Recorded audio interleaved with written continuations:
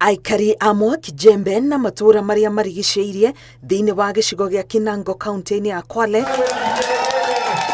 nĩ mamũkĩrĩte thibitarĩ ĩrĩa mahingũrĩirwo nĩ gavana wa kaunti ĩno magĩtarĩria ũrĩa marathiaga kũraya gwetha motungata ma ũrigitani. Tulikuwa tukitaka kwenda kama ni clinic ama ni hospitali karibu yetu, tunasema ni Mkang'ombe. Kama za masaa mawili tufike Mkang'ombe. Mama anaondoka asubuhi akija ni saa 8. Amechoka, lakini kwa uwezo wa Mwenyezi Mungu kupitia kwa mama Bi Fatuma Achani ametuletea zahanati hapa kwetu Mwakijembe. Ni shukrani kubwa sana. Ni kweli Mwakijembe dispensary ilikuwa inatakikana sana.